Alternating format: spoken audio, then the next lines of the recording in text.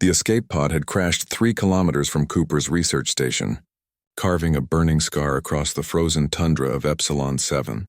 He'd watched it fall from his observatory window, a streak of dying light against the purple twilight sky. Protocol demanded he report it to the Colonial Authority. Instead, Cooper grabbed his medical kit and thermal suit.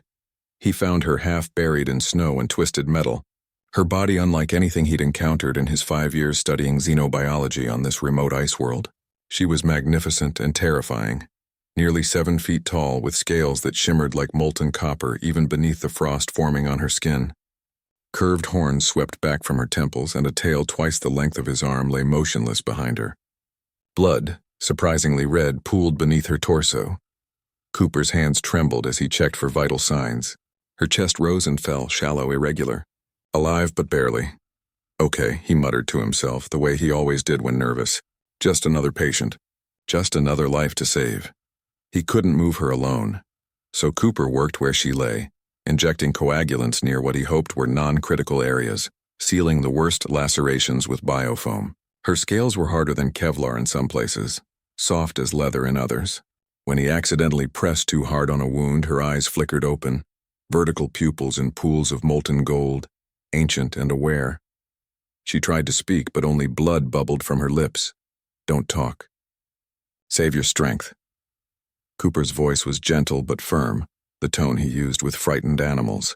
I'm getting you back to my station. It took 2 hours to rig a sled and drag her across the ice. By the time Cooper had her on his examination table, really a reinforced workbench, his muscles screamed in protest. The dragon woman had fallen unconscious again, which Cooper decided was a mercy. What he needed to do next would hurt. The metal shard embedded beneath her ribs was the problem. It had punctured something important. The bleeding hadn't stopped despite the foam.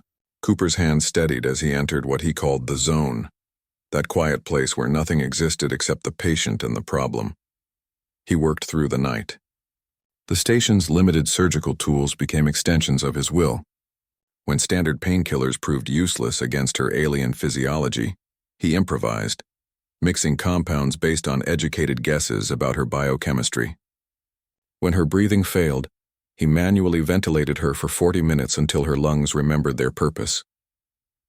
As dawn broke over Epsilon 7's icy wastes, Cooper finally sutured the last incision. The dragon woman's breathing had stabilized. Her color, he'd learned that healthy meant deep bronze. Not the ashen copper she'd been, was returning.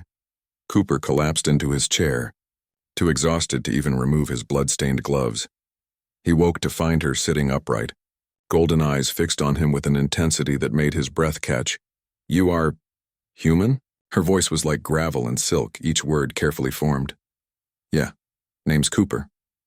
He sat up slowly, muscles protesting. How do you feel? I live because of you. She touched the bandages wrapped around her torso with something like wonder. You did not know what I am? Obviously not human, but beyond that. Cooper shrugged, managing a tired smile. I'm a xenobiologist, not a political officer. Does it matter? Something shifted in her expression. Surprise, perhaps, or confusion. I am Scarlet of the Draconid Imperium, Fleet Commander of the 7th Wing, Breaker of the Kandari Lines. She paused, watching him carefully. The terror of the outer reaches. Cooper blinked. That's quite a resume. Want some soup? For a moment, Scarlet simply stared. Then, impossibly, she laughed, a sound like distant thunder. You truly do not know. The Draconid Imperium controls 40 systems. Our warriors are trained from hatching to kill. I have burned worlds that defied us, her tail lashed once. I have ended civilizations. Okay, Cooper said slowly. But right now you're a patient who lost a lot of blood, so soup? Over the following days, as Scarlet's wounds healed with remarkable speed, Cooper learned the truth. She had been ambushed by assassins from a rival faction. Her ship destroyed, her guards killed. She'd barely escaped. The most feared warrior in 12 sectors had been helpless, dying on a frozen wasteland. They will come for me, Scarlet said one evening, watching the twin moons rise. When they discover I survived, they will come. Then we'll deal with it, Cooper replied, adjusting her bandages. She'd been moving around too much and 2 sutures had torn. You do not understand.